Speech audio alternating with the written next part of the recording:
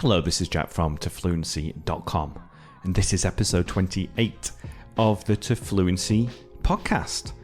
I have a very romantic lesson for you today, where I'm going to tell a story about two people who meet at a bar, and you're going to learn lots of phrases related to romance.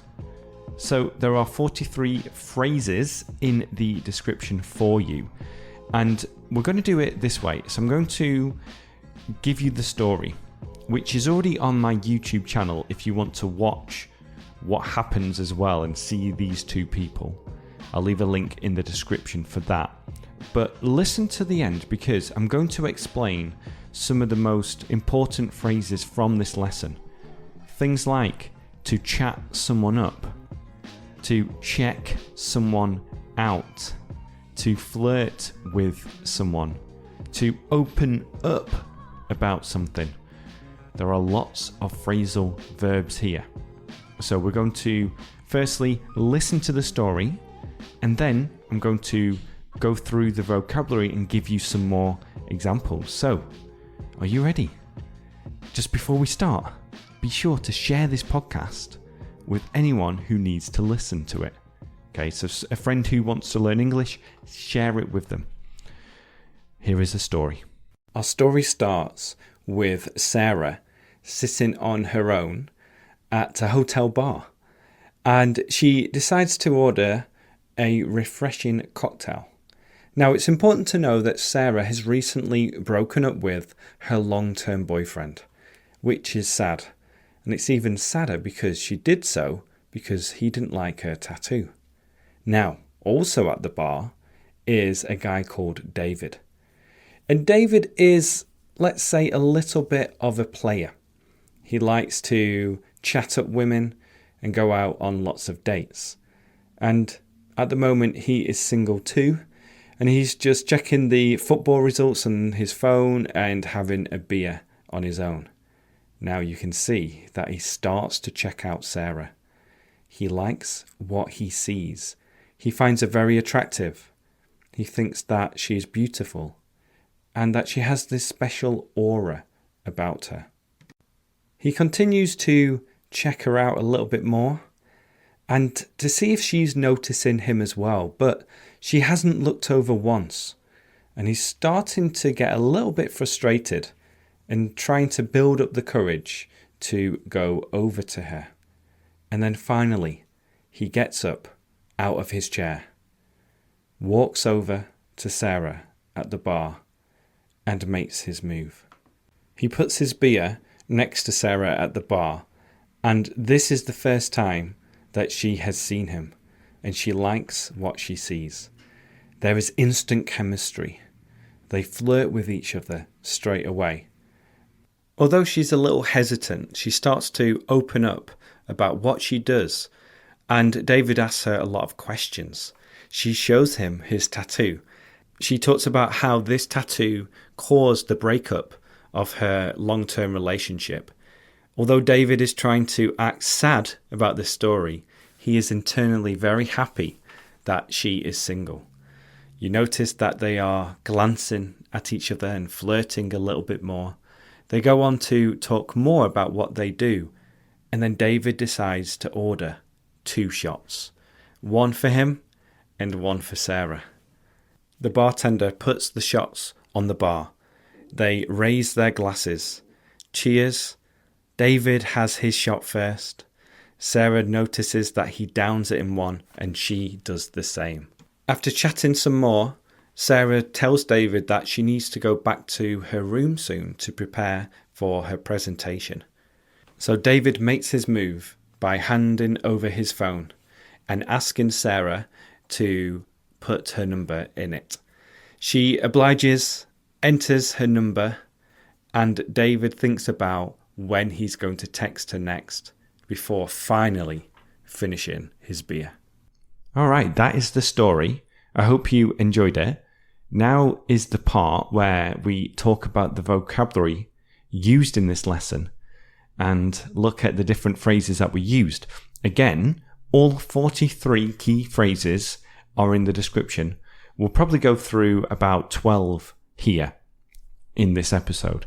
So firstly, Sarah was sitting on her own at a hotel bar. Now, to be on your own means to be solo without anyone else. Quick question. Do you like going to the cinema on your own? Do you like going to a restaurant on your own? Let me know. Now, Sarah has recently broken up with her long-term boyfriend. A long-term boyfriend means a boyfriend for a long time. And we use the present perfect here. Sarah has recently broken up with. So to break up with someone means to end a relationship. And recently means in the recent past. So she's on her own. She's broken up recently with a long-term boyfriend. This is where it gets interesting. Now, the other person in this hotel bar is David. And it says he's a little bit of a player. A little bit of a player. Now, a player is somebody who likes to be in lots of relationships or go on lots of dates or hook up with lots of people. So to be romantically involved with lots of people or just to go on lots of dates with different people. So they're constantly flirting. We'll talk about that later. Chatting people up, going on dates, etc. So it says that he likes to chat up women, and to chat up women or to chat someone up means to go over to them and talk to them in a way that might lead to a romantic situation either then or in the future. And this happens a lot at bars, at nightclubs, where you see people chatting someone up so that maybe something romantic might happen. And I know some people who are very good at chatting up girls. They're very good at chatting up girls, which means that they talk to girls and something romantic happens afterwards. Now, the next thing I want to talk about is the difference between check and check out. So David is checking the football results on his phone. So he's going to an app on his phone and he's looking at the different football results. He's checking the results. You will hear people say a lot, let me check, let me check, let me check, which means let me look at the phone. My wife says, let us check the weather, or let's check the weather before creating a plan. Let's check the weather for this afternoon, etc. And to check out or to check someone out means to look at someone to find out if they're attractive. So to check someone out, to say, oh, okay, that's what she looks like. Huh, interesting. To check someone out. And he likes what he sees. He finds her very attractive. To find someone attractive means that you think that that person is attractive. Another example might be, I like her personality, but I just don't find her very attractive. I don't find her very attractive, which means I don't think that she is attractive or pretty. I'm not sure who I am talking about there, but you get the picture. Hope you understand. Now, he starts to get a little frustrated because she isn't looking over. She's not checking him out. She hasn't noticed him yet. He's getting a bit frustrated. So, what he decides to do is to build up the courage, to go over to her. Now, to build up the courage means to find that courage, to talk to yourself maybe and say, okay, David, you can do this. You can do this. You can go over. You're strong. You can do it. To build up the courage means to become brave enough to do something. To become brave enough to do something. To build up the courage. So, for example, you might be in an English class and the teacher asks you a question. And you need to build up the courage to answer. You just think, okay, I can do this. I can do this. I can answer this question. And you say, I know the answer. You built up the courage to speak in class. And then after building up the courage to walk over to her, he makes his move. And he approaches Sarah at the bar. Or in the story, I said he walks over to Sarah at the bar. To walk over to someone. To walk over to someone. And this just means to walk to someone. Okay? So to walk in the direction or to go to where someone is. To walk over to someone. Now, to walk, if you are a walkover, this means that you are easily persuaded to do something. You're easily defeated. A walkover. Okay, so you might hear someone say on a soccer field, this team is a walkover. They're not very good. They're easily defeated. They're very weak. But in this case, to walk over to someone means to approach somebody, to go over to where they are. So this is the first time that she has seen him. And luckily for David, there is instant chemistry. Chemistry. Now, chemistry, when we're talking about romance, okay, means that there's just this connection between two people. So there's romantic chemistry where you just seem to connect with that person. And luckily for David, because he likes her, he finds her attractive, they have this chemistry. They have this connection, this romantic chemistry, which isn't always easy to describe because there might be different reasons for this. There might be things that you don't quite understand. You can't put your finger on it, which means you can't directly explain why. But sometimes there's just this chemistry between two people. So they flirt with each other straight away. They flirt with each other. Okay? So to flirt with someone means to talk to somebody in a way that's indirect. So it's letting them know that you're interested in that person romantically in an indirect way. So you don't tell them, oh, I like you. Can we go on a date? Can we be boyfriend and girlfriend? Instead, you're using the way you speak, your body language, your expressions to let that person know that you have an interest in them. Now, this isn't always done with people who are single. Sometimes people who are married or in relationships flirt with someone. And they might just say, look, this doesn't mean anything. I was only flirting with her to be nice. I was only flirting with her to have fun. That's what someone might say if the wife asked the husband, were you flirting with her at the pool? Were you flirting with her before? Were you flirting with her at the bar?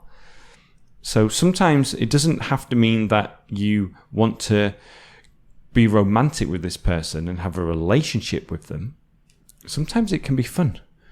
But in this case, David and Sarah are flirting with each other because they have that chemistry.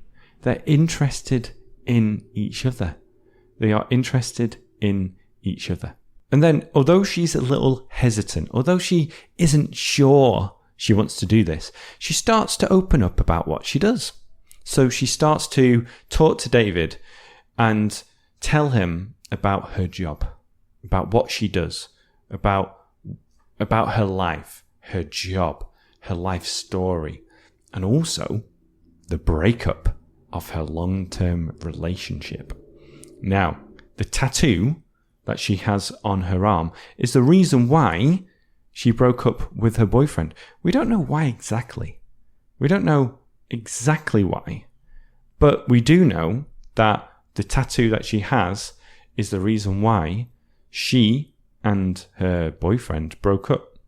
Now, this is obviously good news to David because he knows that she is single and he is single too. So after flirting a little bit more, David offers to buy her a drink and orders 2 shots. So they raise their glasses in a way to say cheers, and then they down the shot in one. Now, a shot is a very small glass of alcohol where you drink it in one go. And usually this shot is quite strong. It's not beer or wine. It's a spirit like vodka, for example. And they down it in one, which means they drink it without stopping. They drink the entire shot without taking a break, without stopping. And then she tells him that she needs to go back to her room to prepare for her presentation. So she has an important presentation. She says, look, David, I've got to leave now. I've got to go back to my room to prepare for my presentation. Then this is the key part of this story, because what he does next is he hands over his phone. To hand over something, which means to give something to someone. So he hands over his phone and asks her to put her number in it. Okay. This is quite a simple sentence in a way, but we have lots of prepositions and pronouns. He asks her to put her number in it. He asks her to put a number in it. He asks her to put her number in it. And she does. And then he thinks about when he's going to text her next. Okay, so I hope you have enjoyed that lesson. If you have, then again, please share this lesson with somebody who you think would really enjoy it and somebody who needs to learn English with me. So you can send this by text, by WhatsApp, share it on Facebook, share on Twitter, whichever social network that you use. And then know that a few things here. We have all those phrases, the key phrases in the description. And you can write these phrases into your notebook and use whichever method you think is best to try and learn them over the long term. But if you want the audio phrases as flashcards that you can download, then join the To Fluency program. In addition to these phrases, you're going to get over 1,000 phrases from all my lessons or different lessons I've made, as well as a full tutorial on how to improve the way you speak English and lots of other things too. So click the link in the description to learn more about the To Fluency program. And if you want something for free first, then get my book, The 5-Step Plan for English Fluency. And while you're here, why not listen to another one of my episodes? If you've listened to all my episodes before, repeat them. Do them again. Repetition is king. Maybe listen to one of our conversations. And if you've not listened to some of the episodes, then spend some time with me today or tomorrow, whenever you have time, and go through the different episodes that I have produced for you. Okay, well, thank you so much for listening to this. I hope you have enjoyed it, and I will speak to you soon. Bye-bye for now.